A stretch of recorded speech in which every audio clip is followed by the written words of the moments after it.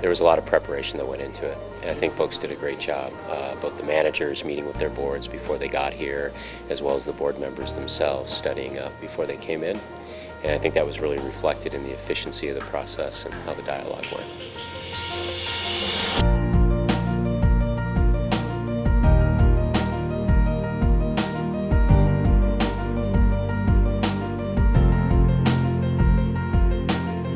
County supervisors from across Arizona recently met in Lake Havasu for one of their most important meetings of the year.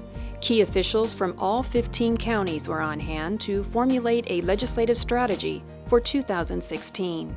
Held by the Arizona County Supervisors Association, or CSA, the majority of the two-day summit was spent conducting intensive meetings designed to focus all 15 Arizona counties on a unified position to present to Governor Ducey and the state legislature during the upcoming legislative session. It's awfully nice to see these guys talking about customer service and what they do for their constituents, because really that's what the county does. We're business of government rather than, a whole lot of social issues that take our mind off the ball. During the work session, CSA staff reported that since the Great Recession, the state has impacted county resources by approximately $500 million. The effects are starting to take its toll on our ability to protect taxpayers, maintain our roadways, and improve public safety.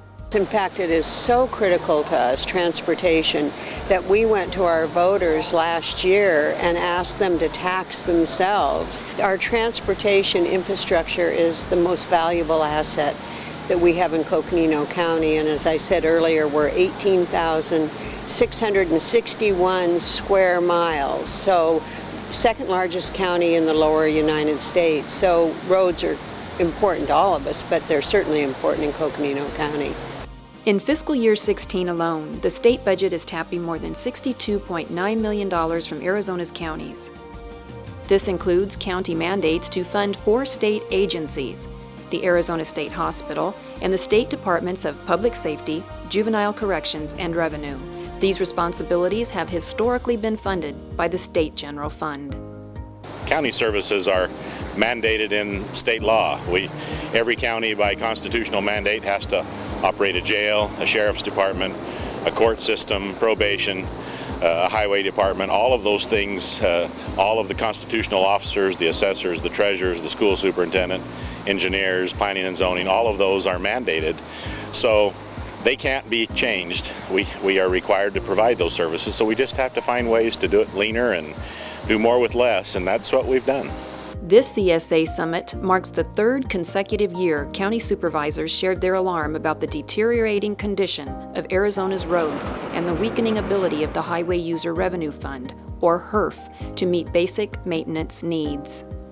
HURF monies and state lottery monies, we would normally be able to have flexibility to use those within our general fund, and now we don't have that, and it's we've had to balance and move things over in order to account for those losses. County supervisors also discussed the funding crisis in the state's public safety pension program, which includes county public safety personnel. The system is only 50% funded, with approximately $6.2 billion of unfunded liability. Our priorities are to stop the sweeps from the state that are just such a burden to our county and to our taxpayers. So those are very high priorities for us. After deliberating the major financial and budget issues facing Arizona's counties, supervisors discussed 24 legislative proposals submitted by individual counties to be included in CSA's 2016 legislative agenda. We're going at it to make sure that each county is whole, each county is healthy. So we work very closely, even though some of these issues, and particularly one, only affected Yuma County. But yet we needed a vote from all counties in order to carry that forward, and it was given to us. And some of these issues aren't universal for all counties, and without an organization like this to go through, we would never have the impact and the ability to carry the entire organization forward into the legislature, and it may get lost. At the conclusion of the summit, Arizona's county supervisors convened to officially adopt the issues to be included in CSA's 2016 legislative agenda.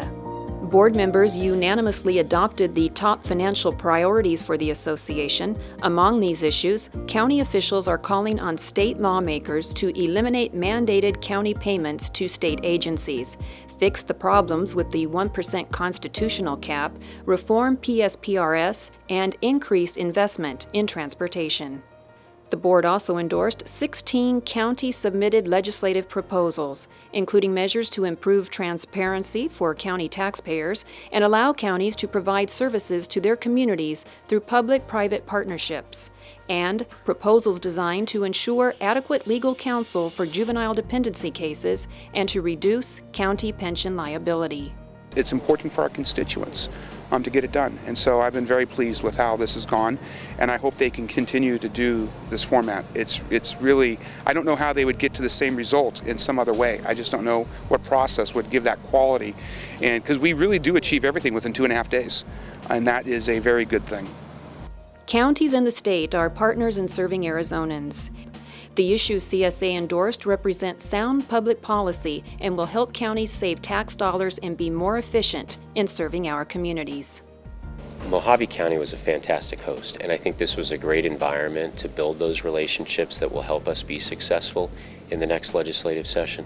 And I think as you saw here, what was very clear is that the counties are dealing with some very significant problems. There's a lot of financial stress, there's a lot of difficulty in meeting the needs of their constituents.